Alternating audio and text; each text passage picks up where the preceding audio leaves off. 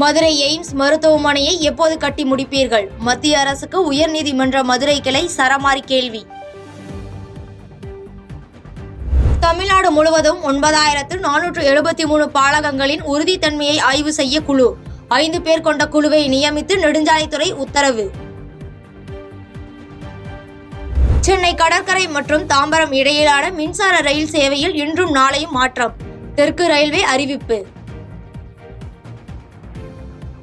மதுரை திருமங்கலம் அனைத்து மகளிர் காவல் நிலைய காவல் ஆய்வாளர் கீதா கைது. குடும்ப தகராறு பிரச்சினைக்காக வந்த பெண்ணிடம் 32 சவரன் நகையை பறித்துக் கொண்ட வழக்கில் நடவடிக்கை. உதகை ஸ்பிங்கர் போஸ்ட் கோல்ஃப் மைதானத்தில் கூட்டமாக ஓய்வெடுக்கும் செந்நாய்கள். பொதுமக்களை கவனத்துடன் சாலைகளை கடந்து செல்ல வனத்துறையினர் எச்சரிக்கை.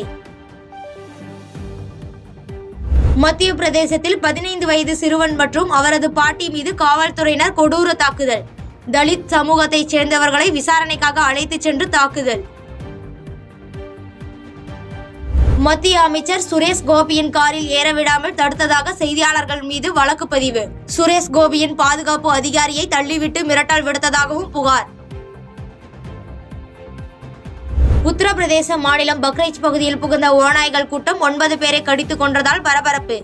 3 ஓநாய்கள் பிடிக்கப்பட்ட நிலையில் 2 ஓநாய்கள் தப்பியோட்டம். குஜராத் மாநிலம் வதேராவில் பெய்த கனமழையால் ஏற்பட்ட வெள்ளப்பெருக்கினால் நகருக்குள் உலா வரும் முதலைகள். முதலைகளை பிடிக்க வனத்துறையினர் ஈடுபட்டு வரும் நிலையில் பொதுமக்கள் அச்சம். பாரா ஒலிம்பிக் ஜோதியை ஏற்றிச் சென்ற பிரபல நடிகர் ஜாக்கி சான். வழிநடுக ரசிகர்களின் வரவேற்புக்கு மத்தியில் உற்சாகமாக சென்ற ஜாக்கி சான்.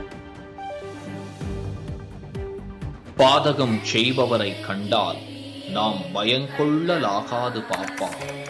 மோதி மிதித்து விடு பாப்பா, அவர் முகத்தில் உமிழ்ந்து விடு பாப்பா. அண்மை செய்திகளை உடனுக்குடன் தெரிந்து கொள்ள இணைந்திருங்கள் இயம்நாடு தொலைக்காட்சியுடன்.